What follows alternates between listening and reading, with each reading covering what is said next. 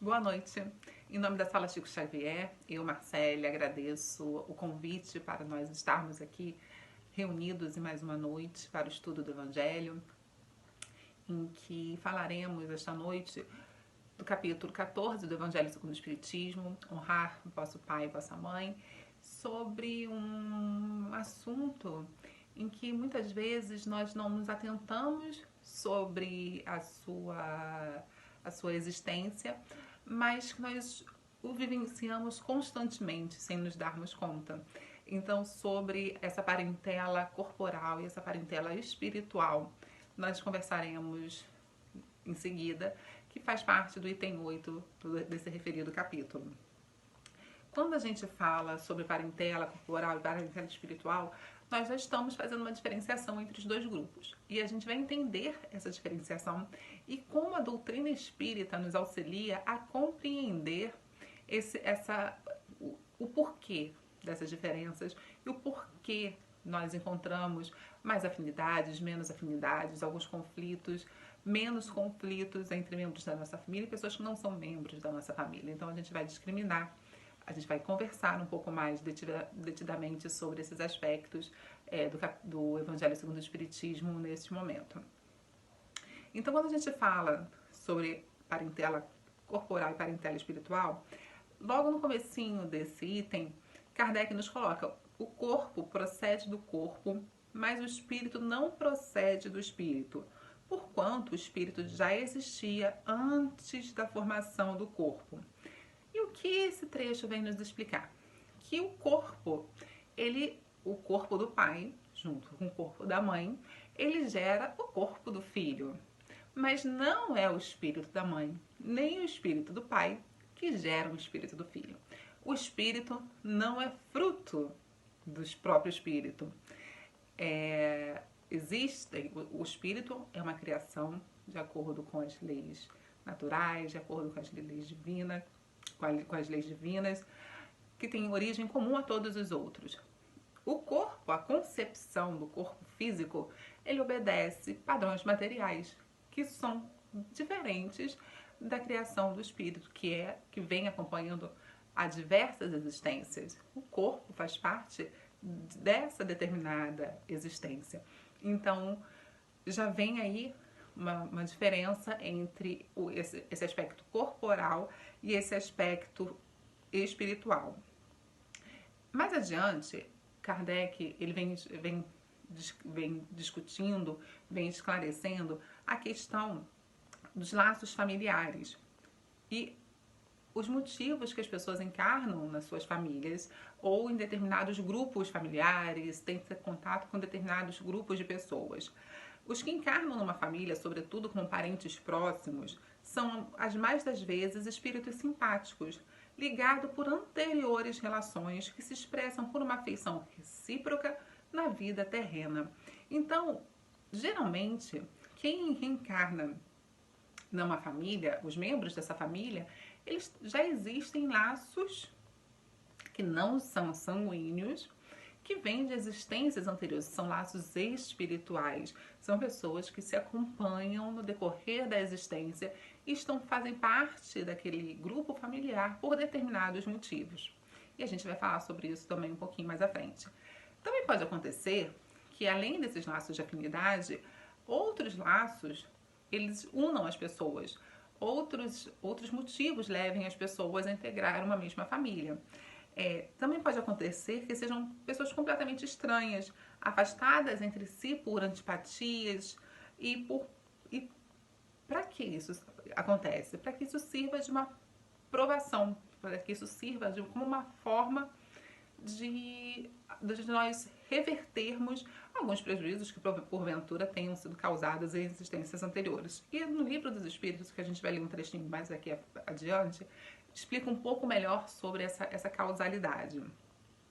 Então não são os laços de consanguinidade os verdadeiros laços de família, mas sim os laços de simpatia, de comunhão de ideias, os quais prendem os espíritos antes, durante e depois das encarnações.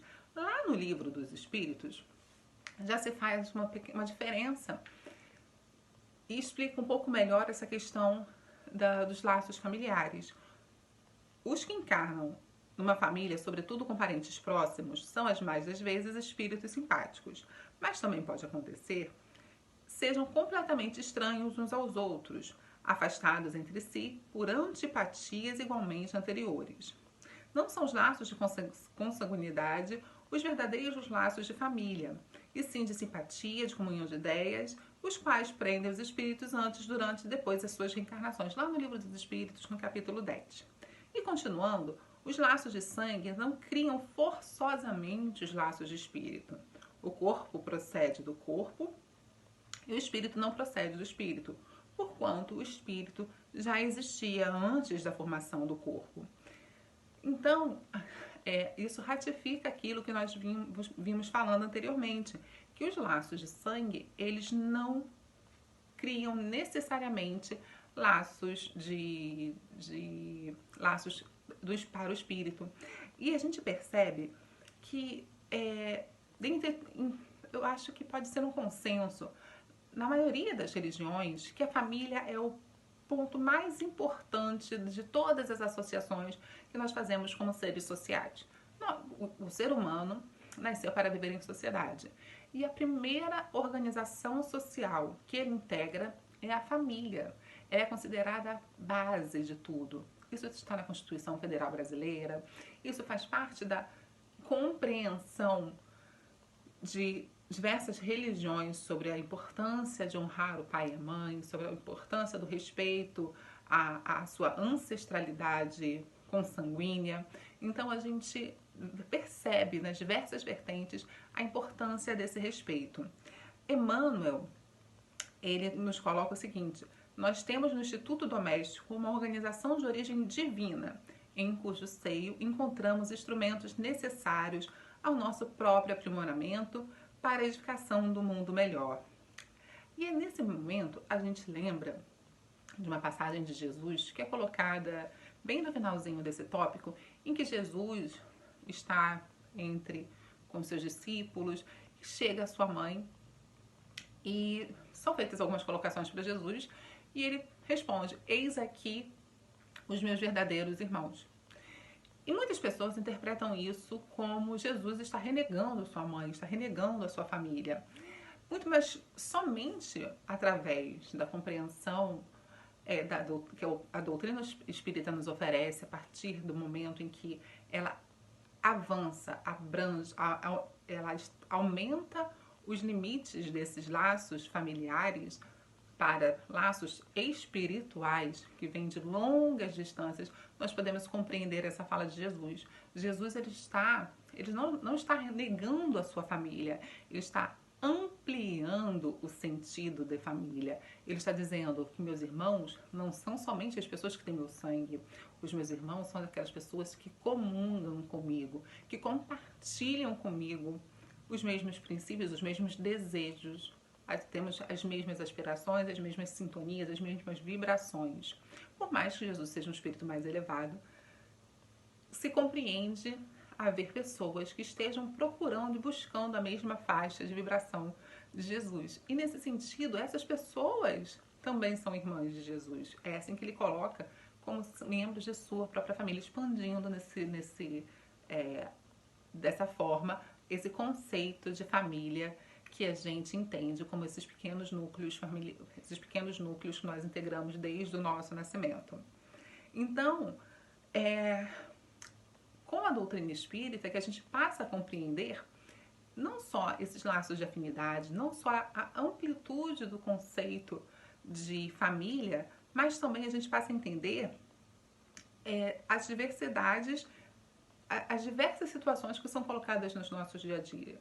Por mais que a gente não compreenda efetivamente o porquê um irmão pode não se dar com a sua irmã, ou a irmã com o irmão, os irmãos podem ter conflitos entre si gratuitamente, pai com filho, filho com mãe, esses diversos conflitos familiares que fazem parte de muitas realidades, a gente vai poder compreender a partir do ponto de vista da análise do espiritismo.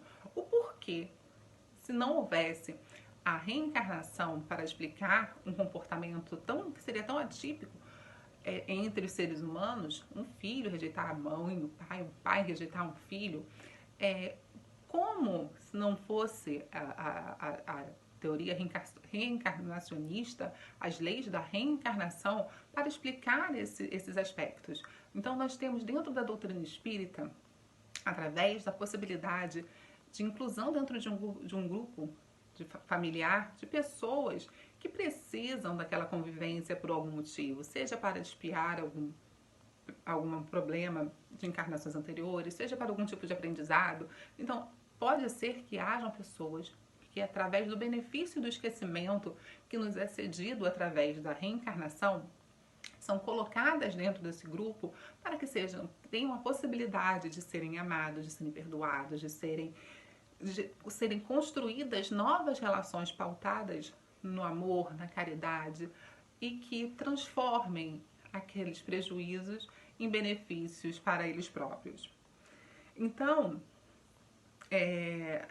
por mais que isso seja também um pouco assustador, né, a gente entende o quanto que é importante a gente compreender a dimensão e as possibilidades que essas convivências nos oferecem.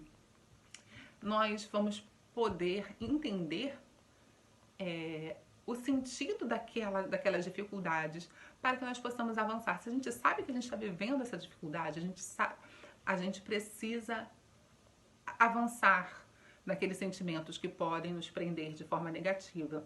Então, a gente sabe que a gente tem que construir uma nova relação com aquele indivíduo que pode estar nos provocando sentimentos que não sejam adequados para uma família. Então, se eu tenho um irmão, se eu tenho um tio, se eu tenho um pai, se eu tenho uma mãe, em que eu não tenho uma afinidade, muito pelo contrário, que eu tenho um sentimento de rejeição, por mais que a gente não entenda, não saiba especificamente o motivo, a gente vai, a partir da compreensão da lei da reencarnação, das existências anteriores, da imortalidade da alma, da imortalidade do espírito, compreender a necessidade de reverter essa situação. E reverter essa situação, muitas das vezes, não significa você se tornar melhor amiga daquela pessoa, mas simplesmente passa a você respeitar aquela pessoa. E o amor ao próximo passa por isso. Não é você, de repente, se tornar a melhor amiga daquele indivíduo, mas você respeitar aquela existência, respeitar aquele ser, amar ao próximo como a si mesmo, fazendo com ele aquilo que você gostaria que fizesse com você mesmo. Então, a partir dessa construção dessa dimensão de respeito, nós temos a oportunidade de repararmos nossos erros. A doutrina espírita é uma doutrina que, além dela consolar, de ser ser consoladora, ela nos oferece as explicações para que nós possamos compreender essa situação. Então, só para a gente recapitular, qual é a diferença entre esse parentesco material e o parentesco espiritual de acordo com a doutrina espírita? O parentesco material é a união da família de acordo com os laços consanguíneos, e o parentesco espiritual é a nossa verdadeira família, pela união de gostos, sentimentos, afinidades, pela reunião de entendimento de que todos nós somos irmãos. Nesse sentido, há essas pessoas em que os laços de família são apenas resultados de costumes sociais. Então, como entender a questão das famílias terrenas e a questão das famílias espirituais? E esse aspecto é interessante a gente lembrar, a gente tocar, porque a constituição dos laços de família é uma necessidade do espírito. Por mais que nós saibamos que a nossa família espiritual nos acompanhará no decorrer de nossa existência, a nossa família corporal ela é uma necessidade para o espírito, porque é um instrumento para a construção da própria família espiritual. Nós vamos criar novos laços aqui, nós vamos fortalecer outros laços. Então, essa construção dessa família espiritual também passa pela nossa família corporal. E uma pergunta que se faz normalmente, já que existem diversas dimensões, diversos estágios em que os espíritos podem estar no plano espiritual, é como nós vamos ver nos nossos entes queridos que já encarnaram novamente. Como vamos reconhecê-los? E isso é interessante para a gente ilustrar essa situação, entender como se dá esse reconhecimento entre os entes queridos. Porque ele não vai se dar somente pela aparência, mas ele se dá principalmente pela afinidade e pela vibração. Então, a doutrina espírita nos ensina que mesmo encarnados nós temos essa oportunidade, durante o sono, por exemplo, nos mantermos em contato com esses entes queridos, que muitas vezes a gente nem vai supor que eles estão ali. E de forma que esses contatos vão nos servir como um alento, como um bálsamo para as nossas provas que são sofridas, para os nossos dias difíceis. De repente a gente tem contato com aquela pessoa que nos traz paz, que nos traz conforto, que nos traz consolo, e a gente tem as nossas energias revigoradas. Então, no dia que nós estivermos mais atentos, nós vamos poder perceber esses graus de afinidade.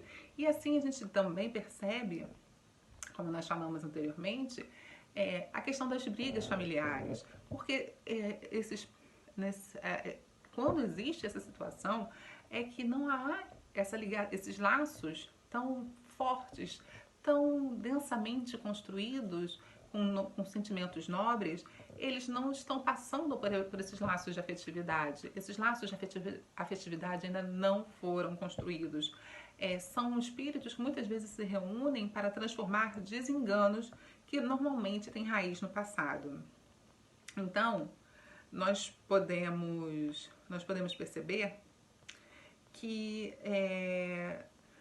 nem sempre na nossa família nós teremos pessoas que nós amamos como nós deveríamos. E muitas das vezes nós temos amigos que nós consideramos como parentes, né? Quantas vezes a gente diz que nós temos amigos que são como irmãos pra gente, amigos que são mais do que irmãos, que pessoas consideram outras pessoas como mãe, como pai, muito mais do que aquelas pessoas que têm os seus laços sanguíneos.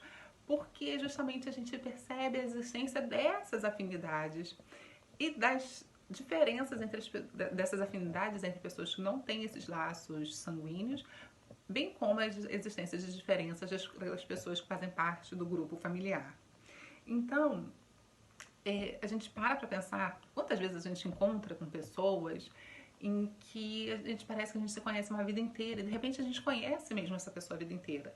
Podem ser pessoas que nós estamos começando nessa existência a construir novos laços, mas em muitas situações nós estamos reencontrando laços afetivos de longas existências que nos trazem conforto.